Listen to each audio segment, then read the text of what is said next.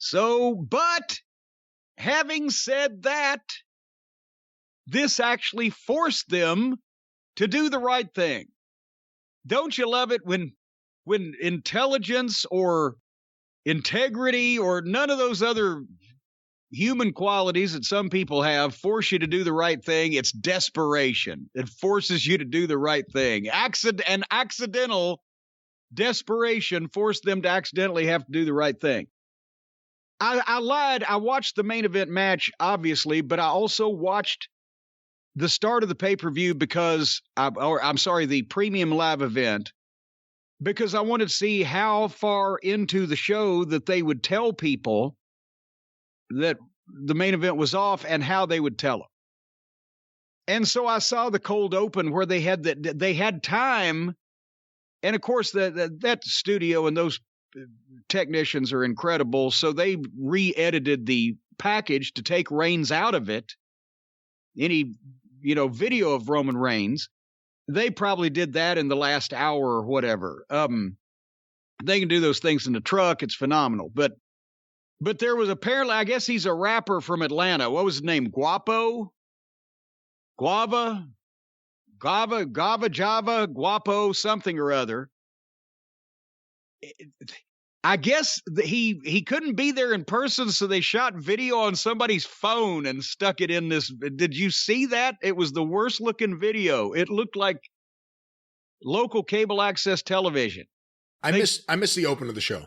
Well, they did a treatment on it because it looked like shitty videos. So they did a treatment to make shitty video look. It looks like we meant to make it shitty. But anyway, he did a voiceover over this cold open package. They were able to edit out Reigns' video. He didn't mention necessarily, I don't know anybody, but definitely Roman Reigns per se. So the cold open still looked like it worked, and they had Brock footage in it. But then as soon as they come out, or at the last of the package, breaking news, added to the 4-way is Brock Lesnar, and now it's a 5-way. And then the package is over. They didn't say why in the package. The package was over. Then they do the pyro and ballyhoo. Then they come to Michael Cole and Pat McAfee, and that's where Cole gets his serious voice on and announces that, Brock Lesnar is now in the 5-way due to Roman Reigns testing positive for COVID. And McAfee says, well, goddamn it, COVID done something else to us this year. And then they moved right on. So I guess that's really all they could do. Let me ask you this. If he's at home, unless he's in bed, sweating, shaking, and really fucked up, is it worth it to have a video of him sitting there with the belt saying something? Where's Heyman? I mean, no. You say the match was the thing everyone wanted to see. I actually wanted to see Heyman. I know it sounds weird. Well, what was going to happen with Heyman more than even the match? Well, but that was in the I'm talking about everything that was involved in that match is what people were interested in. Not just them wrestling. If Heyman wasn't there, that added a lot to it. But I'm saying that particular segment, everything that was going to happen involving all of those people is what they wanted to see. I don't think it does you any good to see Roman Reigns, because if he's home and he looks sick, then he's the heel that looks sick and gets sympathy because he's got COVID. If he doesn't look sick, then he's sitting at fucking home, and especially the people in the arena will be like, motherfucker, it looks good to me. There was no win by seeing Roman remotely. When you can't have your main event in the building, unless you could see him with one of his extremities in a cast, arm, leg, dick, something. I don't see a win there. And that's why I'm saying, really,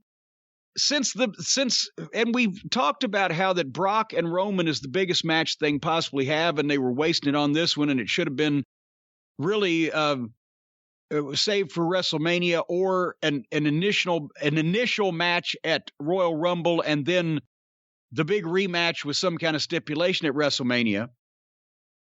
This kind of is what they should have done all along, because until I talked to you on the phone, I didn't realize. And then I saw that he had been in the match. Fuck. Big E was still the other champion in this screwy situation where they've got two world champions, but who gives a shit? Because nobody does. So to have the Brock Lesnar Roman Reigns showdown mean as much as it possibly can, in addition to Paul Heyman, which way's he gonna go? One's the champion of one show and one's the champion of the other show, and now they're gonna meet. And the winner will obviously, at some point, one would think, unite those two championships, which they should have done. They never should have had two to begin with. So now, by this happening, they pissed off people in Atlanta that wanted to see that live. Nobody else had any appreciable money in it, or, the people that made the effort to go to the arena in Atlanta, buy the tickets, park, be around a bunch of contagious organisms. They had money in it, but nobody else had any money in this fucking show because it's on Peacock. So, fuck it. Now, Brock Lesnar is the champion, one champion, and Roman Reigns is the other champion, and there's another thing we got to settle, and especially which side is Heyman going to be on now with all the marbles on the line.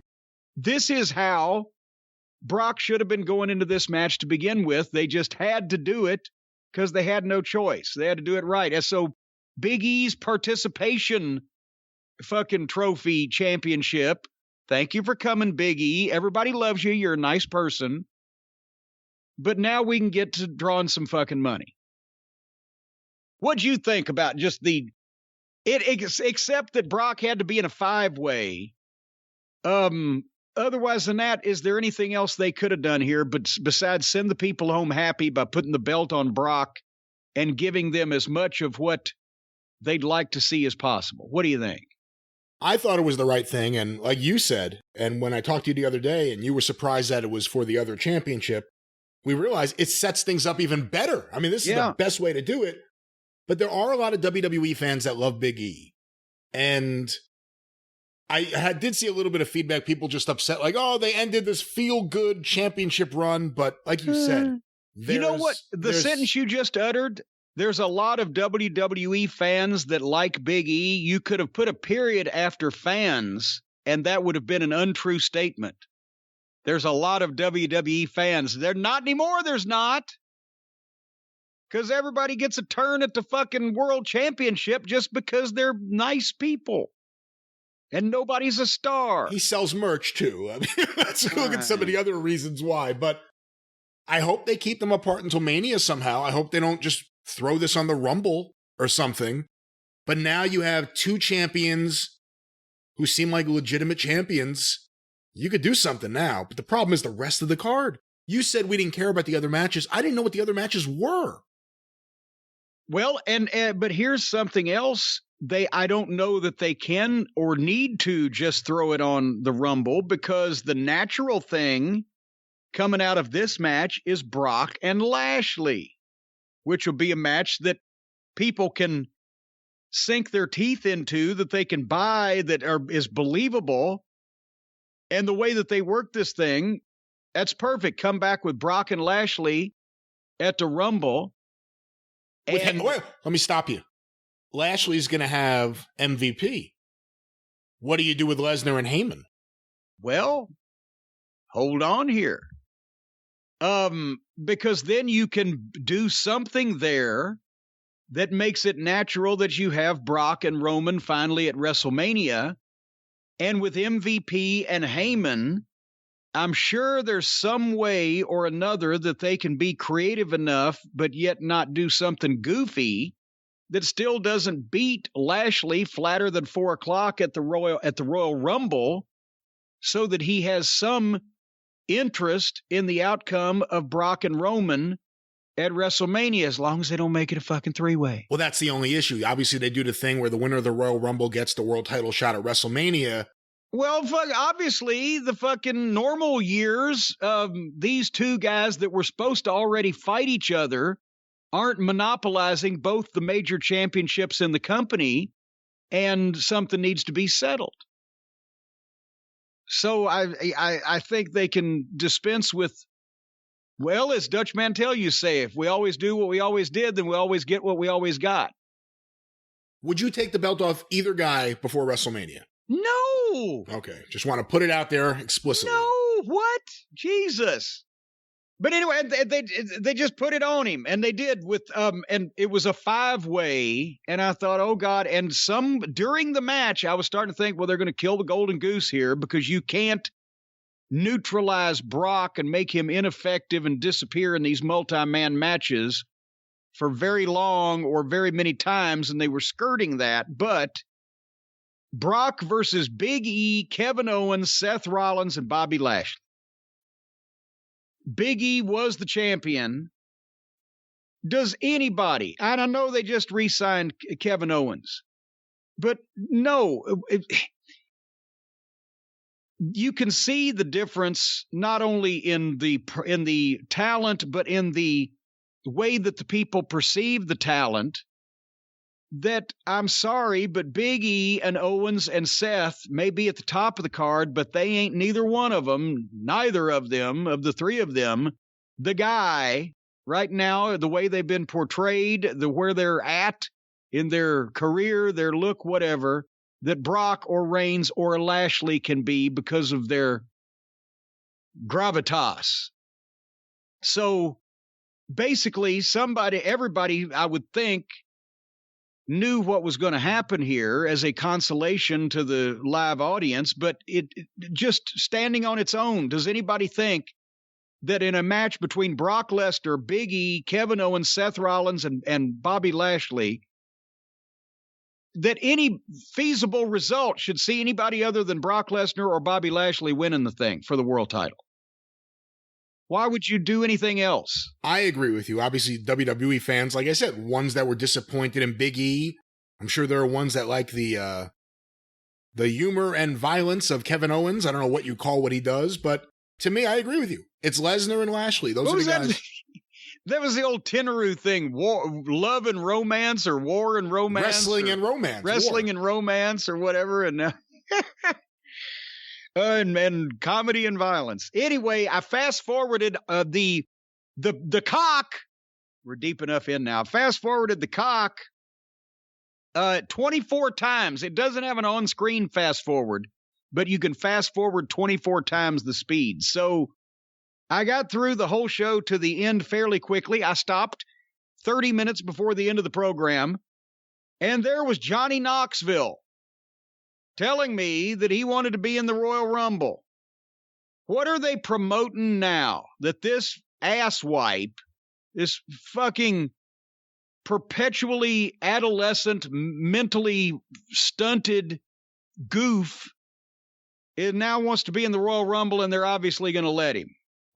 How much money is this costing some movie company? I haven't checked, but I remember a little while back reading about a new Jackass movie being made because I read about it because the Jackasses are now fighting amongst each other, and a couple of the older Jackasses are no longer on the show because the different Jackasses are fighting, and guys are saying, I was the Jackass that people liked, and the other guy's saying, well, I was the guy who created Jackass, so I'm the main Jackass, and it's a bunch of Jackasses kicking each other, and they have a movie. I was the first guy to pour honey mustard up my ass and then paint a parakeet on the side of a building. What? I don't know. So Johnny Knoxville, remember when it was a big deal to get in the Royal Rumble? Remember? Every once in a while they'd bring in, remember at the end of the territories, they'd bring in someone from another territory or someone from overseas or whatever the fuck. Yeah. Now it's Johnny Knoxville. So I fast forwarded another 10 minutes to try to get through the entrances. And then I fast forwarded another 5 minutes to get through the entrances and finally got to Brock's entrance. And he got a big pop. Everybody knows this is a star.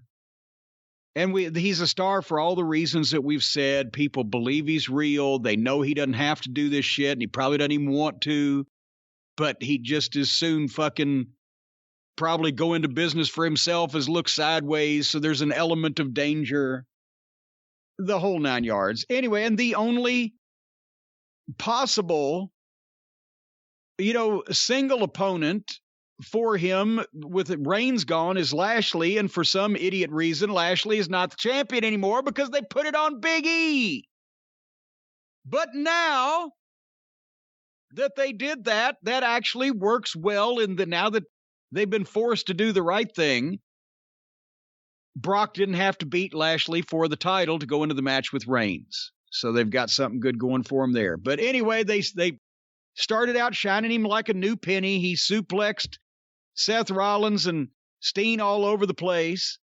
And then he got bumped to the floor with a clothesline by Big E when he, from the blind side. He didn't see it was coming.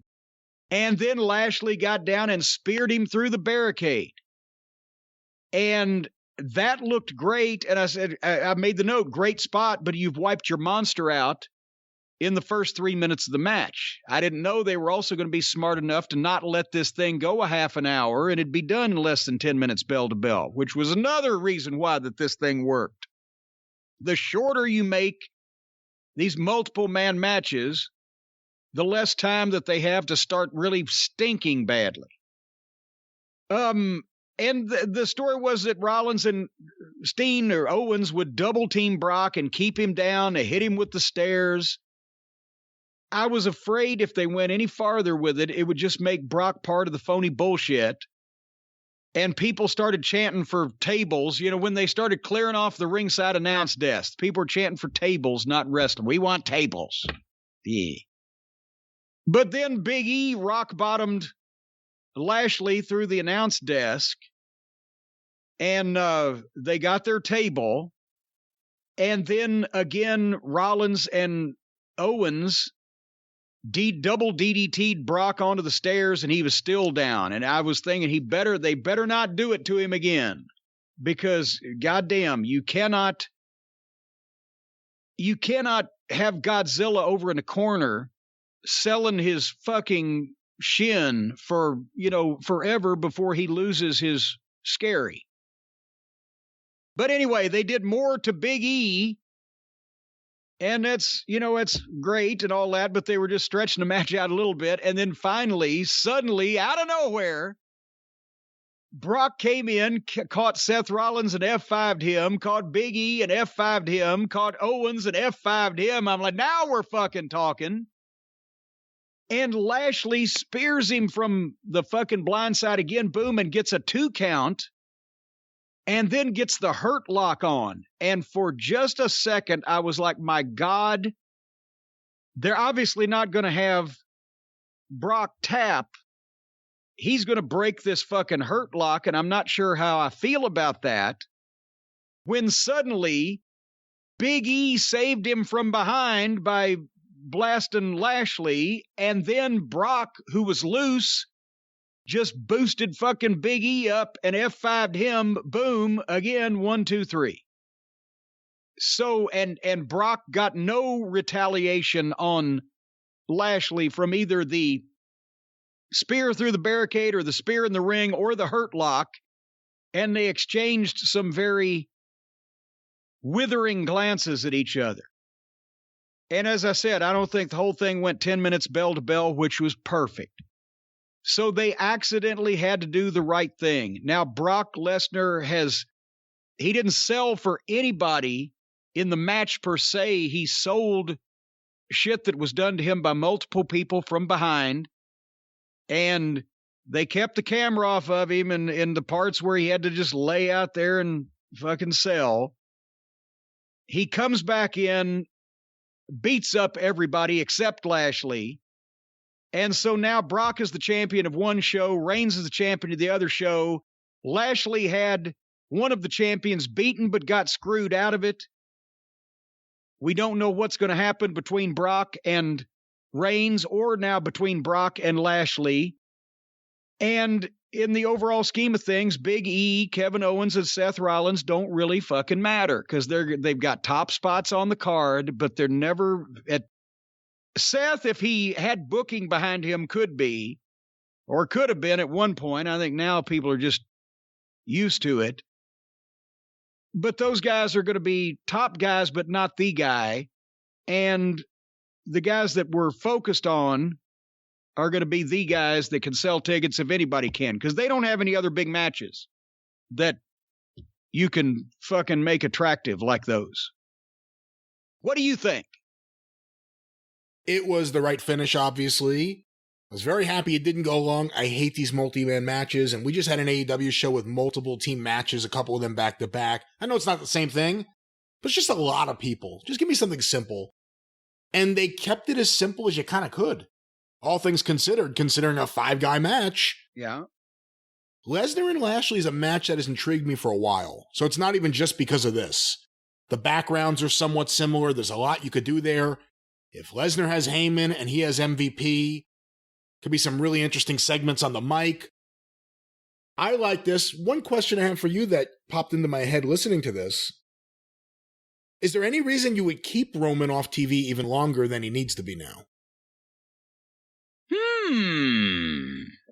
Possibly. So that he's not around. So whatever you do with Lesnar and Heyman, it's all happening with Reigns out of the picture until we don't even know where he is. When is he coming back? Yeah. And hopefully they won't tell us either. He might surprise somebody. If they had, for example, Brock Lesnar and Bobby Lashley at the Royal Rumble, and MVP's obviously going to be in the corner, and then someone might ask Heyman if he's going to be there, and he might, well, you know, he might say, I'm going to be there just to see what happens, and then he's there somehow, but not necessarily tipping his hand, and then somehow Roman Reigns shows up and does something. Did Heyman know? Did Heyman know? Did Heyman know? Michael, let me ask you, did Heyman know he was going to be here tonight? What's going on? Let's go to the back. But now here's the thing. If somehow Roman Reigns would prevent the Lashley winning the title from Brock, would then Lashley not be mad at Reigns? And do they have a big event in February? I think they do every month, right? Between what do they have what is it? A premium live event? A premium live event. Let me look it up. WWE Premium Live Events. And here we go. WWE.com. Premium Live Events of 2021. That's last year. That's last year. Yeah. Well, the point is, while you're looking... I have the schedule. Okay. No, January 29th is the Royal Rumble in St. Louis, and the next premium live event listed is April 2nd and April 3rd, WrestleMania in Dallas. Wow, so they're skipping February and March. Wow. Well, we'll see. But anyway, they've got potentially, you've got a match of some import between Brock Lesnar and Bobby Lashley. You've got Reigns and Lashley. You've still got Brock and Roman that hasn't been done. Then you don't even need to consider trying to add motherfuckers into this in a 3-way or multi-man or whatever until SummerSlam. If you do this right by concentrating on old-fashioned booking, who has beaten who or who hasn't beaten who, and who believes they should have. That's all you need when you're talking about the World Championship. Anyway, we'll see what they do with it. But they've serendipitously been handed a fortunate situation, not of their own making, which proves that even the blind squirrels, Brian, do find nuts every so often. That's right, they do. And of course, if Nuts.com was here this week, what a perfect transition. But Jim, what I was going to say is, although the main event was rather short, the rest of the show wasn't. I don't know, 5 minutes may have been too long, quite frankly, in some of the other matches and things on the show. But afterwards, I could tell you, I don't know how you felt, I was ready to go lay down and go to sleep. And get a good night's sleep. Well, see, everybody knows that I didn't sit through that whole thing now, so I can't say that I was ready for a good night's sleep after watching that main event match. But you know what, Brian? Every day I'm ready for a good night's sleep because I know that I'm going to get one. Because when I lay my weary head down to rest at night, it is on top of a mattress made by the fine folks at Helix Sleep.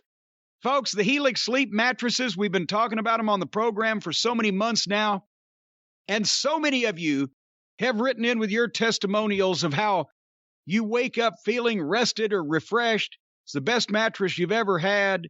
It was quick and fun to unbox, easy to put where you wanted it to. You go to helixsleep.com. That's Helix. And they've got a quiz that takes 2 minutes to complete and matches your body type and sleep preferences to the perfect mattress for you. The only person, Brian, that has not been able to find a match on helixsleep.com is Hotchkiss Featherbottom's Aunt Fanny Featherbottom. They even had one for Uncle Felcher because he likes to sleep on the side that he's not missing the arm on. But they couldn't find a mattress that compensated for Aunt Fanny's missing arm. But folks, if you've got all of your appendages, I think they can help anyone. They can help you, especially if you've got all your appendages. Even if you're missing appendages, they can help you. They are nice people. They do not discriminate. Well, no, see, the thing is with her existing arm, the one that remains, she likes to sleep with it tucked under her in a very strange position. And finally, what they did was they just started leaning her up. Instead of sleeping laying down, she's leaned up at about a 70-degree angle out on the front porch where she gets fresh air. 70 degrees. About 70 degrees, yeah. But anyway, at helixsleep.com, you take that quiz for about 2 minutes, and then they match you up. They have different mattresses to choose from: soft, medium, firm, mattresses for cooling down if you sleep hot, mattresses that match up with you for spinal alignment to prevent morning aches and pains. And they're working on the feather bottom model for those of you with either a missing left or right arm. However, when you take that quiz, you order the mattress, it comes shipped right to your door for free. You don't ever have to go to the mattress store again and lay on one of those things that has who knows how many people have been laying on those testers in the mattress store. But folks, go to helixsleep.com/JCE. Take the quiz. They will match you to the mattress. They've got a 10-year warranty, and you get to try it out for 100 nights risk-free. If you don't like it, they'll even pick it up for you. They won't even ask you what you've been doing on it. If you don't leave any obvious stains or discolorations, they'll never know. And right now, Helix is offering up to $200 off all mattress orders and 2 free pillows for our listeners at helixsleep.com/JCE. There's over 12,000 5-star reviews and over 1 billion hours have been slept on Helix mattresses. And as we mentioned before, that's not even taking into account TV watching, eating, and messing around.